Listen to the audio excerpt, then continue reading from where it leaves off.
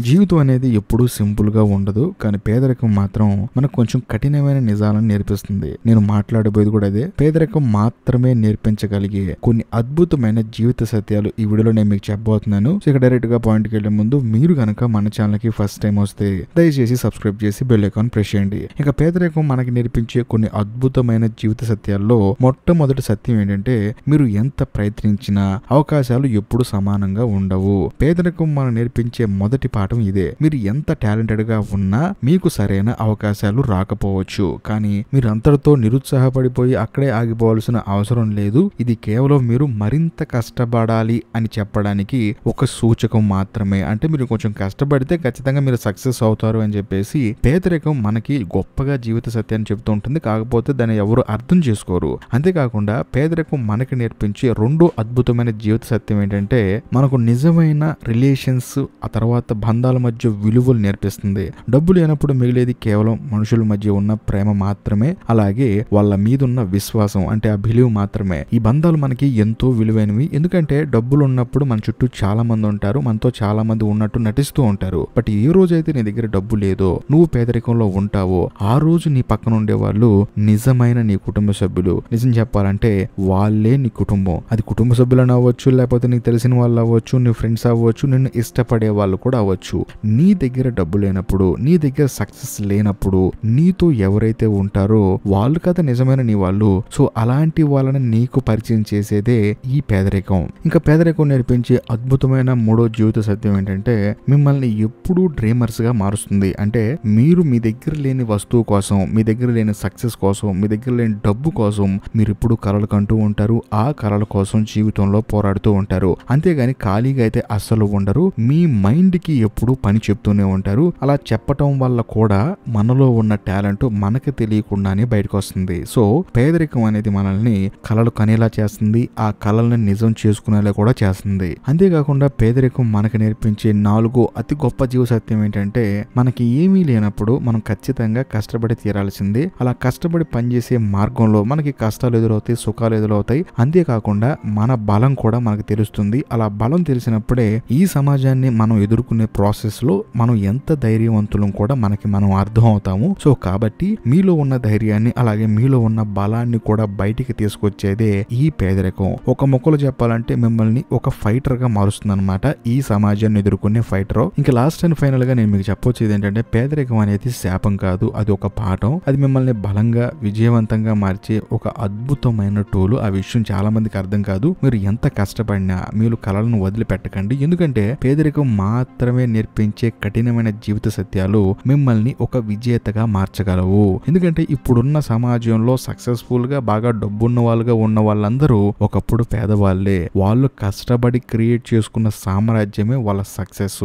ఆ విషయం చాలా మందికి అర్థం కావట్లేదు. ఎందుకంటే సక్సెస్ అనేది నాకు తెలిసి ఈజీగా రాదు. చాలా మంది ఏమనుకుంటారు, వాడికి అదృష్టం ఉందరా, వాడు నక్క తోకం దొక్కాడని చెప్పేసి ఏదో అంటారు. కానీ అదృష్టం వల్లనో లేకపోతే తోకలు దొక్కుతానో సక్సెస్ అనేది రాదు. దానికి ఎంతో హార్డ్ వర్క్ ఉండాలి, ఎన్నో నిద్రలేని రాత్రులు ఉంటాయి. సో అలా కష్టపడితేనే సక్సెస్ అనేది మన దగ్గరకు వస్తుంది. అలా కాకుండా ఖాళీగా కూర్చుంటే సక్సెస్ వస్తుంది అనుకుంటే ఈ భారతదేశంలో చాలా మంది సక్సెస్ఫుల్ పర్సన్లు ఉంటారు. అలా కాకుండా కేవలం కష్టపడిన వాళ్ళు, పేదరికాన్ని బాగా దగ్గరగా చూసిన వాళ్ళు, పేదరికం నుంచి పాఠాలు నేర్చుకున్న వాళ్ళు మాత్రమే జీవితంలో సక్సెస్ అవుతారు. ఒక మొక్కలో చెప్పాలంటేనండి, పేదరికం నేర్పించేటువంటి పాఠాలు మన జీవితంలో మనకి అంత గొప్పగా ఎవరు నేర్పించలేరు. కాబట్టి వాటిని అర్థం చేసుకుంటే జీవితంలో సక్సెస్ అవుతాము. అపార్థం చేసుకొని దేవుడి దగ్గరికి వెళ్ళి మొక్కుంటే మాత్రం అక్కడే ఉంటాము. అంతే, అంతకుమించి ఏం లేదు. ఈ వీడియో మీకు నచ్చితే ఖచ్చితంగా లైక్ చేయండి, షేర్ చేయండి. అంతేకాకుండా ఇప్పటికీ మీరు మన ఛానల్ సబ్స్క్రైబ్ చేసుకోకపోతే దయచేసి సబ్స్క్రైబ్ చేసి బెల్ ఐకాన్ ప్రెస్ చేయండి. బాయ్.